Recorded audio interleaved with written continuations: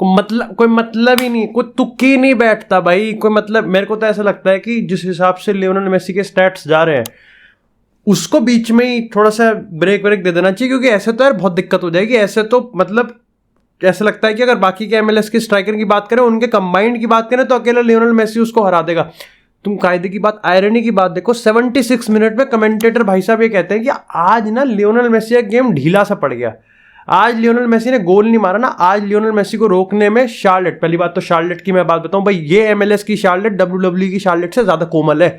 खैर, अगर हम यहां पर बात करें कमेंटेटर की, भाई तुम्हें बात बताओ, 76 मिनट है, 14 मिनट अभी बचे हैं, लप्पू सी टीम है, और भाई तुम ये कह रहे हो कि लियोनेल मेसी का गेम आज कहीं ना कहीं ढीला पड़ गया और उसको रोकने में भी सक्सेसफुल है। वाह, पहली बात तो यहां पर यह है कि गेम सारा उसने बनाया है, डराना का काम उसका है, अनलकी वो रहा है, गेम सारा उसका सेटअप है। एंड डेफिनेटली भाई उस सबसे बड़ी बात तो ये होती है कि देखो यार, लियोनेल मेसी का उस टीम में कोई डिसीजन लेगा तो उसको कौन मना करेगा, कौन मना करेगा बताओ? ना टोमाटिनी मना करेगा, ना कोई और मना करेगा। फिर भी वो यहां पर जोसेफ मार्टिनेज को पेनल्टी दे देता है, एंड भाई we should applaud this gratitude, भाई देना चाहिए। और देखो कायदे की बात है, काफी लोग मैंने जब ट्विटर वगैरह पे देखा तो वो ऐसे कह रहे थे कि लियोनेल मेसी ने इंटर मियामी में आके देखो कितना बड़ा चेंज करा। भाई PSG में देख लो, PSG में भी हमने नेमार एम्बापे को लड़ते हुए देखा था, नॉट मेसी। उसके बाद आप यहां पर अगर बात करोगे बार्सिलोना में भी, तो उसने बहुत सारी पेनल्टीज यहां पर लुइस सुआरेज और नेमार को भी दी है। 76 मिनट लाइक कि 14 मिनट बचे हैं भाई अभी, उसमें एक गोल क्या 2 गोल आ जाएंगे, और 2 गोल सही में आ ही जाते, क्योंकि मेरे को ऐसा लग रहा था कि ये जॉर्डी एल्बा और लियोनेल मेसी को फर्क ही नहीं पड़ रहा कि सामने कौन है। इनको लग रहा है कि यार हम तो नॉस्टैल्जिया में जाएंगे, बार्सिलोना वाला जो गोल है हम तो वो कॉपी करेंगे। क्योंकि जब जब यहां पर जॉर्डी एल्बा के पास बॉल जा रही थी, जो कि बहुत क्रिएटिविटी के साथ यहां पर लाइक वो गेम बनाया जा रहा था, भाई उसको एक ही बंदा दिखता था, वो था लियोनेल मेसी। और लियोनेल मेसी भाई वो गोल भी स्कोर कर देता। पता है वो जो ट्रेडिशनल गोल है ना कि लाइक कुछ भी गेम हो आप जॉर्डी एल्बा की तरह, अब पता है हिसाब यहां पर ये बना था कि यहां पर जो टोमाटिनी था उसने एक इन्वर्टेड फुलबैक खिला रखा था और जॉर्डी एल्बा को पूरा रोल दे रखा था कि वो आगे से विड्थ मेंटेन करे और वहां से बॉल अंदर डाले। लेकिन इस चीज को अगर हम यहां पर बात करें कोमल शार्लेट की, तो उन्होंने भाप रखा था और वो इस चीज को अच्छे से कोप अप कर पा रहे थे।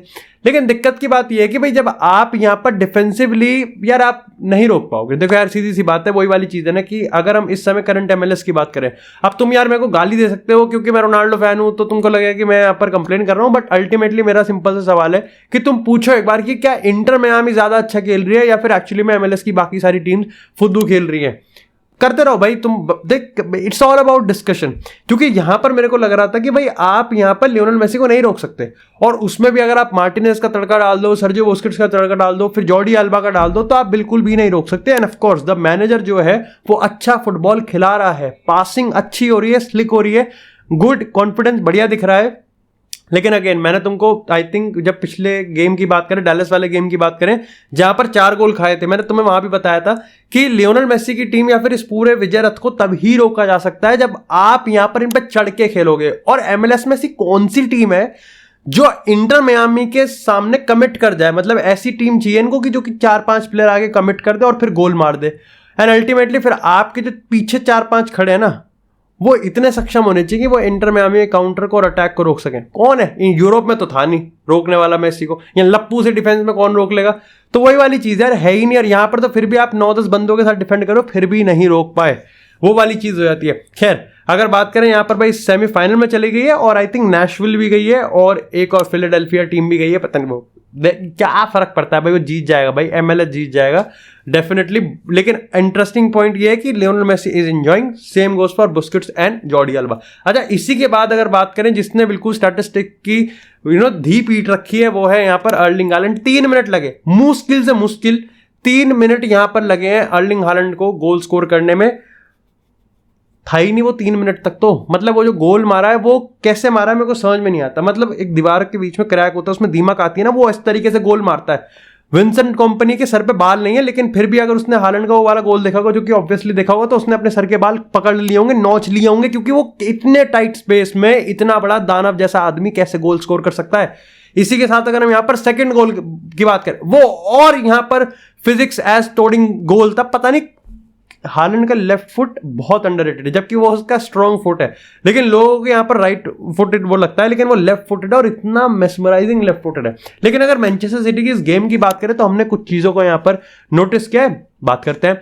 देखो सबसे पहले तो यहाँ पर यह है कि केविन डी ब्रुयने भाई अनलकी, दिल टूट गया यार मेरा, मतलब क्या ही यार, मतलब वो अभी पेप ने बताया कि वो कुछ हफ्तों के लिए चला गया वापस से, और डी ब्रुयने के जाने के बाद टीम भाई डिसबैलेंस हो गई थी।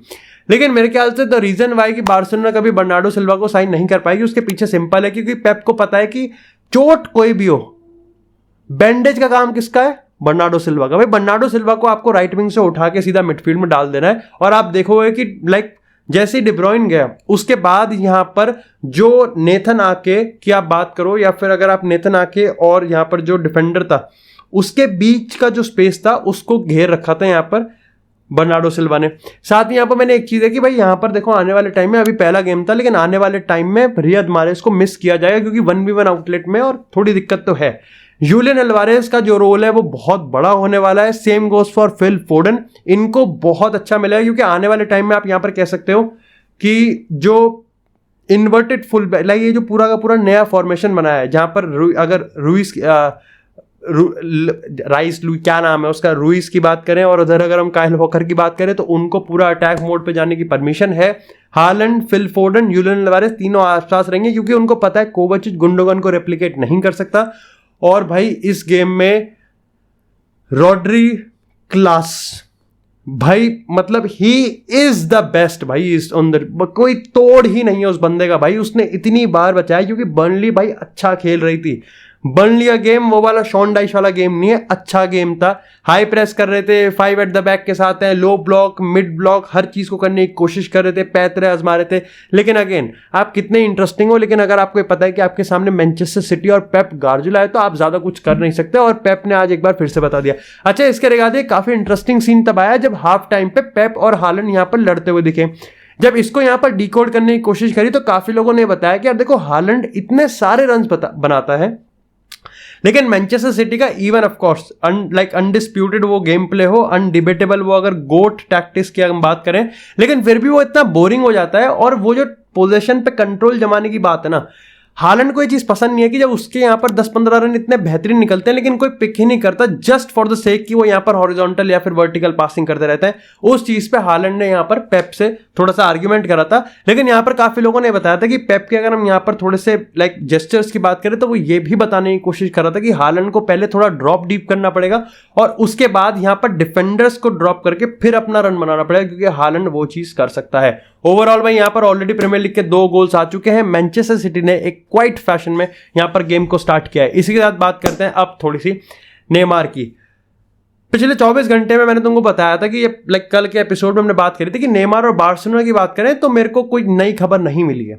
अब देखो अगर रीसेंट टाइम की बात करें तो पिछले 24 घंटे में नेमार और बार्सिलोना ही हुआ है और कुछ हुआ ही नहीं है नेमार के अलावा। देखो सबसे पहले तो यहाँ पर ये बताया गया कि नेमार और बार्सिलोना के बीच में एग्रीमेंट हो चुका है, यहाँ तक कि सैलरी के नंबर्स भी हमारे पास देखने को मिल रहे हैं, जो कि 13 मिलियन नेट सैलरी बताई जा रही है पर सीजन की। ये बहुत कम है अगर आप बात करोगे पीएसजी से, जहां पर वो लगभग 30 से 40 मिलियन की कमा रहा है। देखो ये हो जाएगी, ये मैं थोड़ा सा यहां पर डाउट करूंगा, क्योंकि जहां तक मेरे को लगता है कि नेमार बहुत पे कट ले लेगा, लेकिन 70% का ही पे कट ले लेगा, वो मेरे को नहीं लगता कि इतना भी हो पाएगा। हाँ वो अलग बात है कि अगर बार्सिलोना उसको किसी और तरीके से पे करने में वो हो इंटरेस्टेड, लपोर्टा वगैरह उसको अकेले में कुछ करे, लेकिन यहां पर हमको सबसे पहला ये समझने की जरूरत है कि ऐसा क्यों हो रहा है कि बार्सिलोना ने ऐसा क्या कर दिया कि 24 घंटे के अंदर सब कंफर्म वगैरह हो गया।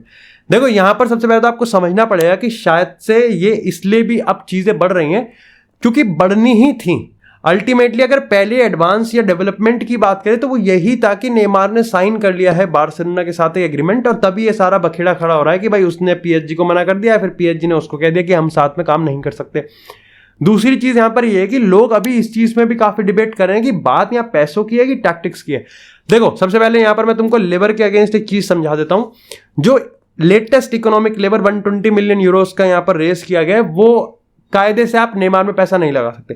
देखो बात यहां पर यह है कि अभी रोनाल्ड अराउजो का भी कॉन्ट्रैक्ट रजिस्टर्ड नहीं हुआ है, गुंडोगन और यहां पर इनिगो मार्टिनेज ये भी रजिस्टर्ड नहीं हुआ है।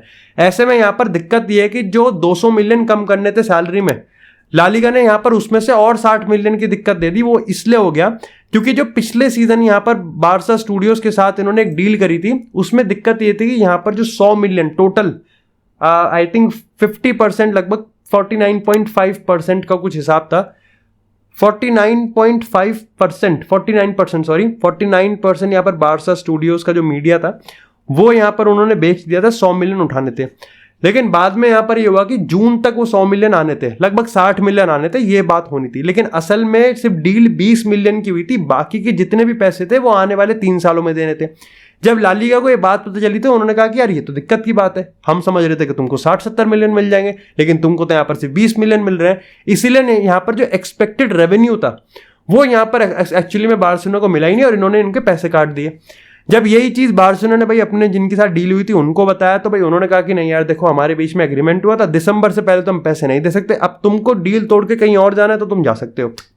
और यही हुआ है भाई, यहां पर ऑलरेडी नई एग्रीमेंट हो चुका है जहां पर 120 मिलियन यूरो रेस करेंगे और इसी के चक्कर में जो नई कंपनी है उसको ऑलरेडी 10% दे दिया और उसके बदले 40% उठा भी लिया है। तो यहां पर आप कह सकते हो कि वो जो 40 मिलियन रेस किया है वो इनको थोड़ा सा विंडो दे देगा, लेकिन वो पैसा आप नेमार में यूज नहीं कर सकते। तो पैसा तो है ही नहीं, पहली बात तो यही है। लेकिन दूसरी चीज ये है कि अभी भी कॉन्स्टेंटली बताया जा रहा है कि भाई जावी इस चीज के फेवर में नहीं है। तो मेरे को तो अभी भी समझ में नहीं आ रहा कि यहां पर नेमार को कैसे डील होगा। खैर, एक बड़ा रीजन ये है कि पिछले 24 घंटे में धुआंधार बैटिंग करी जा रही है यहां पर, अगर हम रूमर्स की बात करें या फिर न्यूज जर्नलिस्ट की बात करें कि भाई नेमार कॉन्ट्रैक्ट टर्मिनेट कर सकता है अपना। देखो कायदे से ये होगा नहीं, क्योंकि यार तुम खुद बताओ पीएसजी क्यों करेगी कॉन्ट्रैक्ट टर्मिनेट। भाई उनको तुम कह सकते हो कि 30 मिलियन चलो ठीक है उनकी वेज बिल से चले जाएंगे, लेकिन उनका 50-60 मिलियन भी तो जा रहा है, वो भी तो है, वो 50 मिलियन की ट्रांसफर फी, और वो भी तब जब उनको पता है कि बार्सिलोना उसको खरीदने के मूड में। तो वो अपने यूरोपियन राइवल को इतने इजीली किसी प्लेयर को एक्वायर करने कैसे दे सकते हैं। भाई एक बात बताओ यार, रियल मैड्रिड को अगर उनको जाने ही देना था तो वो एम्बापे को रियल मैड्रिड चली जाती, या फिर एम्बापे से कहते कि चलो ठीक है काम करो हमको 100 मिलियन, नहीं है ना, वो 300 मिलियन एक्सेप्ट करने के लिए तैयार है अल हिलाल से। तो वो यहां पर सऊदी का ऑफर क्यों नहीं एक्सेप्ट करेंगे। और इवन इफ अगर अब तुम कहोगे कि भाई नेमार थोड़ी जाएगा सऊदी, नेमार कहेगा नहीं मेरे को तो सिर्फ बारसा जाना, तो बुला ले उसको फिर बार्सिलोना को कि भाई ले आओ पैसे और ले जाओ यहाँ पर, अगर ऐसा सीन है तो कॉन्ट्रैक्ट टर्मिनेट का तो हिसाब यहाँ पर बिल्कुल भी नहीं बनता। खैर इसी के साथ आप बात करते हैं यहाँ पर हैरी केन की। मैं बताऊं, हैरी केन और काइसीडो की डील में मेरा 25% शरीर मर चुका, खत्म हो गया, मैं दिमाग खराब हो गया मेरा। हैरी केन को लेके मैं आपको बताता हूं, हैरी केन यहाँ पर एयरपोर्ट के किसी रिश्तेदार के घर पे रुके हुए थे क्योंकि टॉटनहम से अभी भी यहाँ पर फाइनल ग्रीन लाइट नहीं आई थी। ये तब हो चुका था जब मेडिकल बुक हो गया था यहाँ पर जर्मनी में, लेकिन फाइनली भाई यहाँ पर हैरी केन अब बायर्न के प्लेयर बन चुके हैं। End of course it is very historic, मैं कह सकता हूँ। देखो टॉटनहम का एक बहुत ही काफी हिस्टोरिक मोमेंट है जब वो यहाँ पर हैरी केन को अलविदा कर रहे हैं। लेकिन यहाँ पर अब सबसे बड़े सवाल दो उठते हैं कि क्या यहाँ पर बायर्न ने जो इतनी बड़ी साइनिंग करी है, क्या वो इस चीज को एक्सपीरियंस और सही में इवैल्यूएट कर पा रहे हैं कि उनको इसको कैसे जस्टिफाई करना है। बहुत बड़ी डील है 120-110 मिलियन यूरोस की, और टॉटनहम को जो पैसा मिलेगा, भाई तुम हैरी केन को कैसे रिप्लेस करोगे, इस पे पूरी दुनिया की नजर है, एटलीस्ट अगर फुटबॉल वर्ल्ड की बात करें। साथ ही यहां पर अगर काइसीडो की बात करें तो भैया क्लॉप का उतना ही कटा है जितने मैंने नाई की दुकान पे मेरे बाल कटते हैं, बहुत कटा है, और मेरे ख्याल से 10-15 मिनट लगातार कटता हुआ दिख रहा है। देखो सबसे पहले तो भाई ने यहाँ पर एक इंटरव्यू करा और इंटरव्यू में बताया कि देखो काइसीडो आ रहा है और मैं बता सकता हूँ कि डील एग्रीड हो चुकी है। फिर 2 घंटे बाद काइसीडो ने फोन पे कहा कि ये मैंने कब बोला। वो कहता है कि भाई मेरे को तो चेल्सी जाना है। देखो सीन यहां पर ये हो रहा है कि ब्राइटन अलग जा रही है, काइसीडो अलग जा रहा है। ब्राइटन को चाहिए पैसा, काइसीडो को भी चाहिए, लेकिन ब्राइटन को लिवरपूल से पैसा मिल रहा है, उन्होंने ले लिया। काइसीडो को चेल्सी के साथ अपनी जो जबान दी है वो रखनी थी। तो यहां पर बात यह बनी है कि अब ब्राइटन ने ये रखा है कि भाई अगले 24 घंटे में अगर किसी को अपना बिड इंप्रूव करना है तो भैया यहां पर हम एक्सेप्ट करने के लिए तैयार हैं। उन्होंने लिवरपूल को कहा कि भाई मना ले, उन्होंने चेल्सी को कहा कि हमको मना ले। तो चेल्सी को लिवरपूल की बिड तोड़नी है और लिवरपूल को काइसीडो और चेल्सी का वो तोड़ना है, जिसका हो जाएगा वो ये प्लेयर ले जाएगा। लेकिन क्या मतलब इसमें पता है क्या है, इसमें इतना ड्रामा हो चुका है कि जो फुटबॉल फैंस है वो इस समय क्लब राइवलरी वाले पॉइंट से एक्साइटेड है। कोई ये नहीं सोच रहा कि ये पैसा कैसे छाप रही है। मतलब ब्राइटन तो ऐसे पैसा छाप रही है, मतलब भाई ऐसे मतलब 5 मिनट के अंदर, या फिर मैं कहूं कि आउट ऑफ नोवेयर पैसा तो भाई सपना चौधरी ने भी नहीं छापे होंगे, मजाक से हटके। खैर अगर हम बात करें यहाँ पर ग्रीनवुड की, तो भाई मेसन ग्रीनवुड पे यहाँ पर मैनचेस्टर यूनाइटेड का जो डिसीजन है वो इमिनेंट था, लेकिन यहाँ पर जो काफी कम्युनिटीज हैं फैन की, उन्होंने यहाँ पर बता दिया कि वो यहाँ पर सीरीज ऑफ प्रोटेस्ट करने वाले हैं। वो इसलिए क्योंकि यहाँ पर वो कहते हैं कि भाई मैनचेस्टर यूनाइटेड को अगर बताना है कि वो जीरो टॉलरेंस लगती है फीमेल के अगेंस्ट जो क्राइम होते हैं, उनके अगेंस्ट जो ये बर्बरता होती है, तो ऐसे में वो ग्रीनवुड को वापस नहीं लेके आ सकते। देखो मैंने तुमको बताया था कि डिस्पाइट की ड्रेसिंग रूम का कोई हो, टेन हैग का कुछ हो, लेकिन यूनाइटेड एक सेल्फ सफिशिएंट और सेल्फ फंडिंग क्लब है। उसको पैसा जनरेट करना होता है खुद से, ऐसा नहीं है कि ग्लेजर्स यहाँ पर ऊपर से ऐसे ऐसे उड़ा रहे हैं पैसा।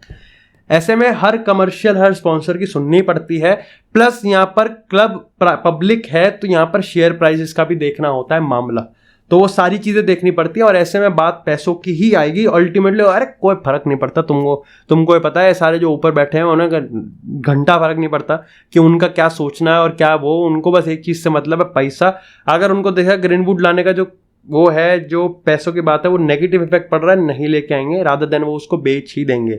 बाकी that's it for this episode guys. I hope आपको एपिसोड पसंद आया हो। एपिसोड पसंद आया तो एपिसोड को लाइक करें, चैनल को सब्सक्राइब करें। आपको इसी तरह फुटबॉल से रिलेटेड एक्सक्लूसिव कंटेंट चैनल में मिलता रहेगा। तब तक के लिए stay tuned, stay safe and I will see you guys in the next episode.